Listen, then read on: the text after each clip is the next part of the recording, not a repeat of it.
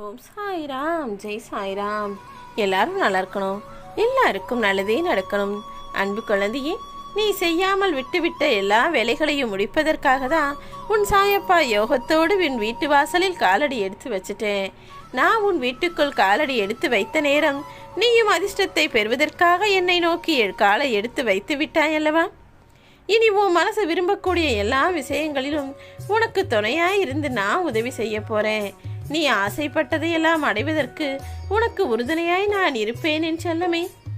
மற்றவர்கள் யாரோ ஒருத்தர் உன் மனசு வருத்தப்படும்படி பேசிட்டாங்களே நினைச்சு நீ இது நாள் வரை கலங்கியதெல்லாம் போதும். இப்போது உன் வாழ்க்கையில சந்தோஷமும் வெற்றியும் மிக பெரிய அளவில் கிடைக்க போகுது.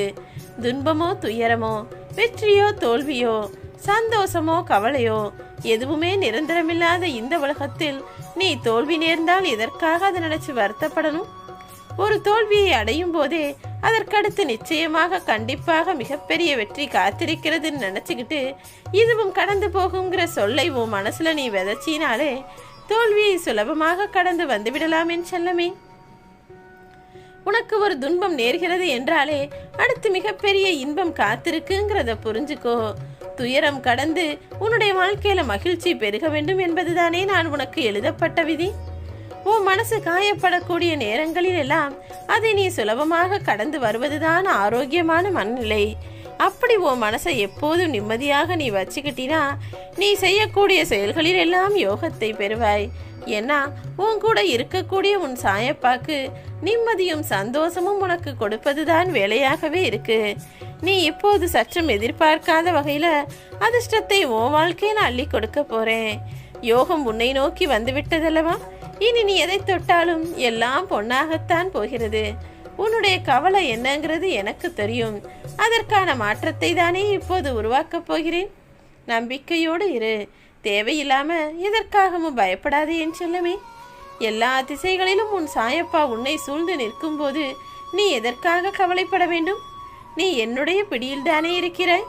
நான் தானே உனக்கு அப்பாவாகவும் பாதுகாவலனாகவும் இருக்கிறேன். உனக்கு துன்பம் நேர்வதற்கு நான் எப்படி அனுமதிப்பேன்?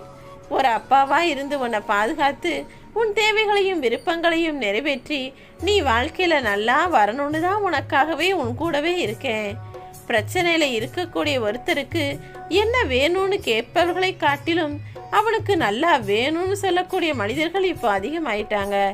யாராவது கஷ்டப்பட்டா அதை பார்த்து வருத்தப்படக்கூடியவர்கள் ஒரு சிலராகவும், அதை பார்த்து ஏதோ ஒரு விதத்தில் சந்தோஷப்படக்கூடியவர்கள் பல பேராகவும் இப்போது பெருகிவிட்ட கலிகாலம் அல்லவா நடந்து கொண்டிருக்கிறது. சாயப்பாவின் பக்தன் என்பது சாதாரணமான காரியம் கிடையாது. யாருக்கிட்டையும் இல்லாத மனோதினம் உள்ளவனாக நீ இருப்பதால் தானே, என்னை குருவாக நீ ஏற்றுக்கொண்டதால் தானே உனக்கான நல்லது செய்வதற்காக நான் வந்திருக்கிறேன். சாயப்பா என் கூட இருக்கும்போது எனக்கு என்ன கவலைன்னு எல்லா இன்னல்களையும் எதிர்த்து நிற்க தயாராகு. நீ எதற்குமே கவலைப்படக்கூடாது என் செல்லமே. உன்னுடைய நம்பிக்கை எந்த அளவுக்கு பலமாக இருக்கிறதோ அதன் மூலமாகத்தான் முடியாத காரியங்களை கூட நான் உனக்கு முடிச்சு வைப்பேன். நீ எப்போதும் நம்பிக்கையோடு உன் சாயப்பாவை வணங்கினாலே போதும். எது உன்னை துன்புறுத்தினாலும், எந்த பிரச்சனை உனக்கு கவலைகளை கொடுத்தாலும் அதை நினைச்சு நீ வருத்தப்பட வேணாம். என்ன ஆனாலும் எதிர்த்து நின்று போராடு. எதுவுமே என்னை மீறி நடக்காது என்பதை தீர்க்கமாக நம்பு என் செல்லமே. உன் கைகளை பிடிச்சுக்கிட்டு நான் உனக்காக நடக்கும்போது நீ ஏன் பயப்படுகிறாய்?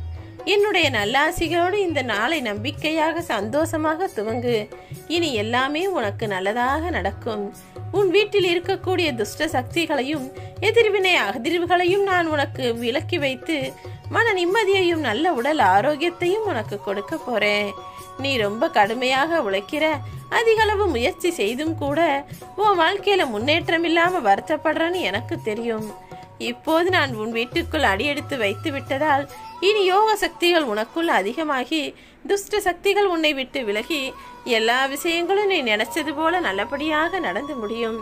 அதற்கான என் ஆசீர்வாதத்தையும் இப்போதே உனக்கு வழங்க வந்து விட்டேன். ஓம் சாய்ராம்.